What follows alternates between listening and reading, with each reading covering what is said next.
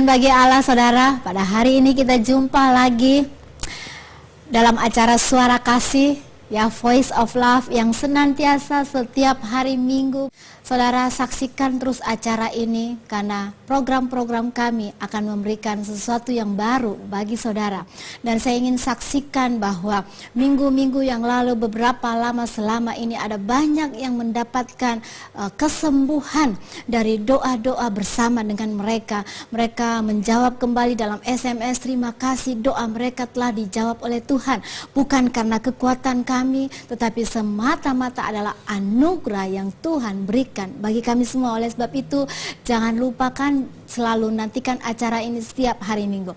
Dan hari ini bersama dengan saya ada Bapak Insinyur Lukas Handoyo MA yang akan melayani kita bersama-sama. Banyak orang yang terombang-ambing dengan angin kian kemari ataukah gelombang laut, tetapi hari ini firman itu datang untuk saudara. Mari kita ikuti bersama-sama dan sediakan hati saudara.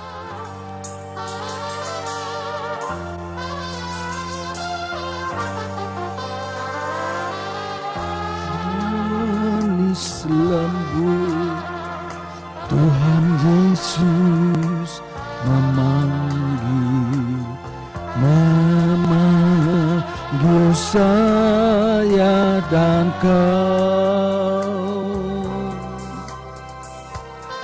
Tengoklah Tuhan di muka dan salib, memanggil saya dan kau. Oi, marilah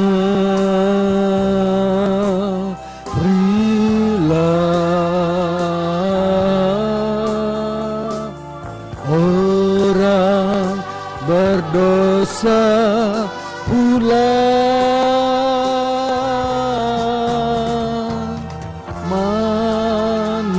Lembut Tuhan Yesus memanggil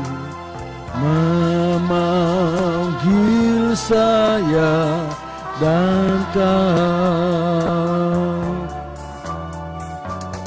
Manis lembut Tuhan Yesus memanggil saya dan kau. Tengoklah Tuhan di muka dan salib, memanggil saya dan kau.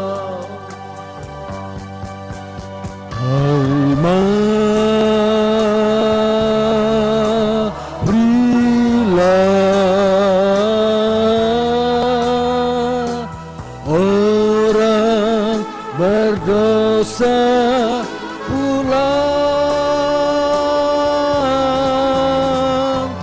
Manis lembut Tuhan Yesus memanggil saya dan kau. Memanggil saya dan kau.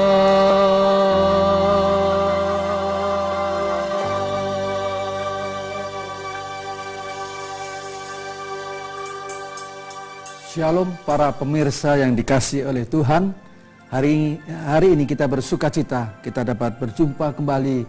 Mari kita sama-sama tunduk kepala sebelum kita belajar firman Tuhan. Segala puji, hormat, syukur kami panjatkan kehadirat-Mu Bapa di surga, Bapa yang penuh dengan kasih. Kami berterima kasih untuk waktu yang indah. Kami boleh kembali mendengarkan sebagian daripada firman-Mu. Tuhan, urapi kami dengan kuasa Roh Kudus-Mu, sehingga setiap firman yang kami dengarkan benar-benar merupakan suatu berkat rohani dalam kehidupan kami. Kami percaya Tuhan, kami tidak akan bimbang dan ragu lagi menghadapi tahun ini.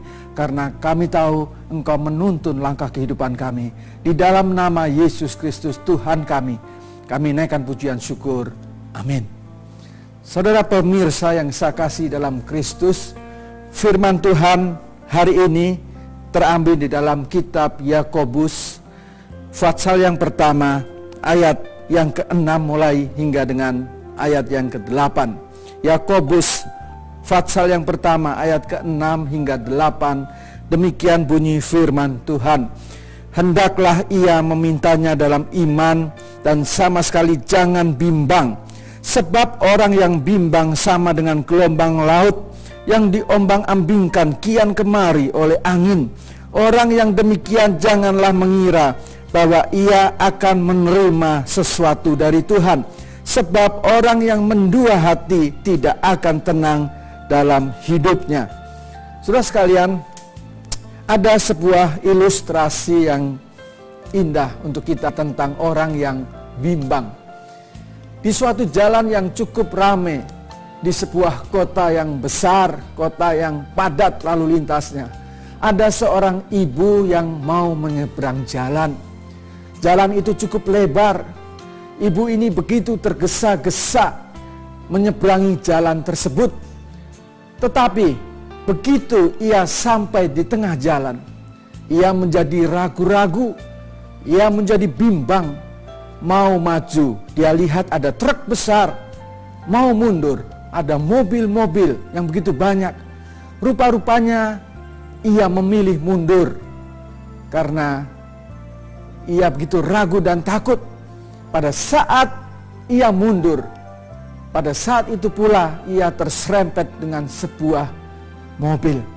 Saudara sekalian, pada saat ia ingin menghindari truk di depannya, ia mengambil langkah mundur dan akhirnya ia terserempet dan ia mendapatkan luka yang cukup serius.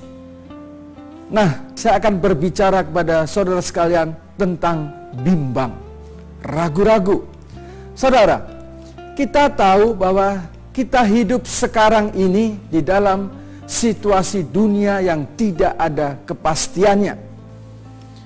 Firman Tuhan berkata hanya di dalam Kristus ada kepastian hidup. Firman Allah berkata bahwa segala sesuatu yang dapat digoncangkan akan digoncangkan di hari-hari akhir ini. Segala sesuatu di sini termasuk iman kita yang lemah. Kalau kita lemah, maka kita dapat digoncangkan.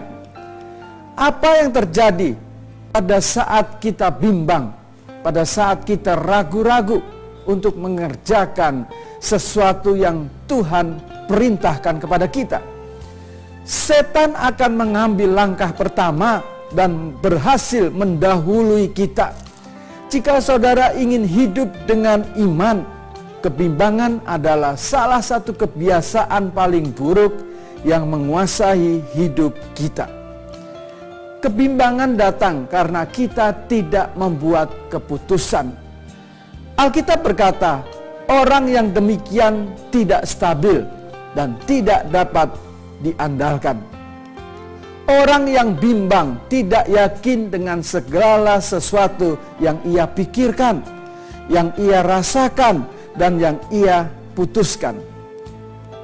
Jika hati kita mendua, keputusan yang akan kita buat pun akan terpecah-pecah. Sering kita mencoba hidup dengan iman dan mencoba menguasai kebimbangan kita pada waktu yang bersamaan. Misalkan, pada saat kita sakit, kita membuat pernyataan iman, aku percaya Tuhan akan menyembuhkanku. Kemudian kebimbangan membisikimu dan menyatakan belum waktunya untuk menyatakan aku sudah sembuh. Saudara, begitu mudah kita diombang-ambingkan dengan perasaan ini, beralih dari iman dan kebimbangan hingga akhirnya saudara tidak mendapatkan apa-apa. Dalam Alkitab ada sebuah kisah seorang raja yang mendua hatinya, yakni Raja Ahab. Ia melakukan apa yang jahat di mata Tuhan karena ia telah dibujuk oleh Isabel, istrinya, untuk membunuh Nabot yang memiliki kebun anggur yang begitu luas dan menawan. Bahkan ia telah berlaku sangat keji dengan mengikuti berhala-berhala, tepat seperti yang dilakukan oleh orang Amori yang telah dihalau Tuhan dari depan orang Israel. Saudara sekalian, karena kita bimbang dan kita ragu, maka kita tidak lagi mengandalkan Tuhan. Kita mudah diombang-ambingkan oleh kebiasaan-kebiasaan kita yang jahat, yang jelek. Kita mudah untuk mengikuti penyembahan-penyembahan ilah-ilah lain. Mengapa? Karena iman kita lemah. Orang yang mendua hati tidak akan mendapatkan apa-apa. Demikian firman Tuhan katakan. Pernahkah saudara melihat orang-orang yang tidak stabil kehidupannya akhir-akhir ini? Pernahkah saudara melihat mereka yang seolah-olah berlari seperti seekor tupai, tetapi ada di dalam sangkarnya? Yang kelihatannya mengadakan perjalanan yang jauh, tetapi hanya ada di sekitar di tempat itu saja.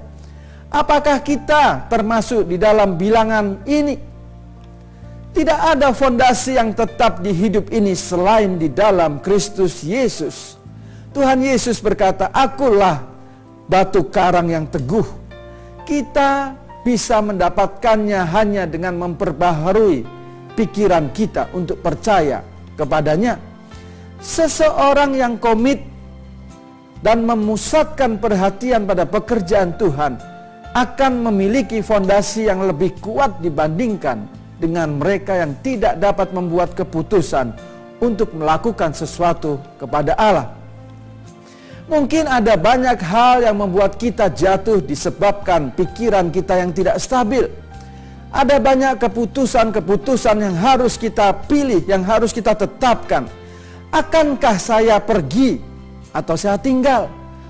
Akankah saya berputar haluan atau saya harus jalan terus? Lebih baikkah saya mendengar atau lebih baikkah saya berbicara? Lebih baikkah saya berhenti, stop, atau saya harus pergi, dan lain sebagainya. Semuanya memerlukan tindakan saudara. Sering kita memiliki personality ganda. Kita memiliki kepribadian yang ganda. Di satu sisi kita berjalan dengan satu arah, dan di sisi lain dengan arah yang berbeda. Terlalu banyak hal yang kita kehendaki. Terlalu banyak perencanaan yang kita buat. Orang yang mempunyai kepribadian ganda akan susah menetapkan apakah saya mau belajar ataukah saya nonton TV saja.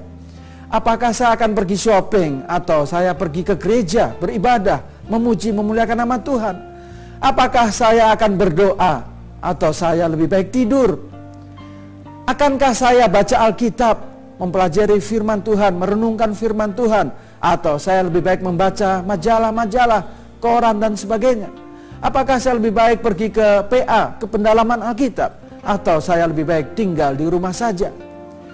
Apa yang saudara pikirkan tentang dunia di mana saudara hidup, dan apakah saudara sudah memiliki paspor untuk tinggal di kerajaan Allah? Di dalam 1 Yohanes 2 ayat 15-17 di situ firman Tuhan berkata, "Janganlah kamu mengasihi dunia dan apa yang ada di dalamnya. Jikalau orang mengasihi dunia, maka kasih akan Bapa tidak ada di dalam orang itu. Sebab semua orang yang ada di dalam dunia, yaitu keinginan daging dan keinginan mata, serta keangkuhan hidup, bukanlah berasal dari Bapa, melainkan dari dunia. Dan dunia ini sedang lenyap dengan keinginannya. Tetapi orang yang melakukan kehendak